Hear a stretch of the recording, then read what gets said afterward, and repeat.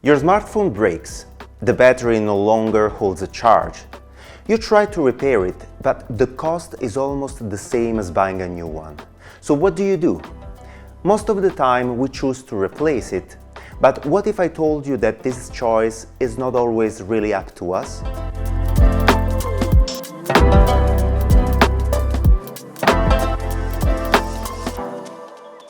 Welcome to this training course dedicated to the right to repair, a topic that is becoming more and more important when we talk about sustainability, circular economy and consumer rights. Before we go into the details, let's start with a very simple question.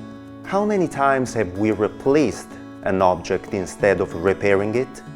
A smartphone with a weak battery, a washing machine that suddenly stops working, a computer that becomes slow over time. Very often, the easiest solution seems to buying a new one. We live in an economic system based on unlimited consumption. Everything is bought and everything is thrown away. But this habit becomes with a huge cost, economic, environmental and social.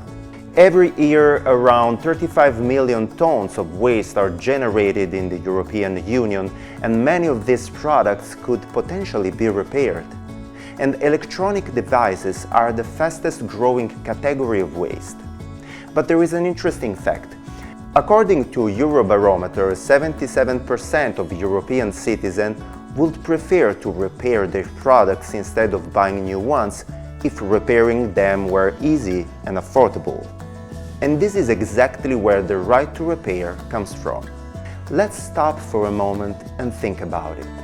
If your phone, your washing machine or your computer broke today, would you really try to repair it? Or would you immediately think about buying a new one? Very often, the answers depends on three factors: the cost of the repair, the availability of spare parts, and the lack of technical skills, or simply the difficulty of finding someone able to repair it. And we should also consider that many products are designed not to be repaired, especially electronic devices that cannot even be disassembled. This is exactly where the right to repair comes in. The right to repair is a simple but very powerful principle. Manufacturers should design products that can be repaired, and consumers should have the real freedom and possibility to repair what they own, thanks to access to spare parts, tools, and technical information. The real challenge is making repairs possible even after the warranty period, without excessive costs and in a way that is accessible and convenient. The goal is to reduce waste and our dependence on constantly buying new products. For this reason, European member states have already introduced measures to promote the repair and the reuse of products with a high environmental impact, especially energy-related products such as household appliances, displays, smartphones, and tablets.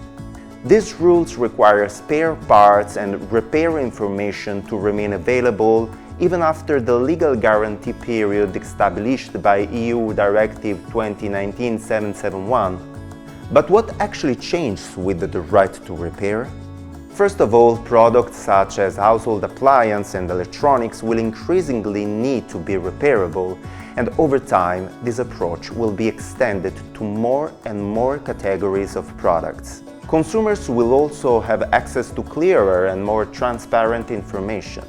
A European standard repair form and an online platform will help people easily compare repair services and find repair shops nearby.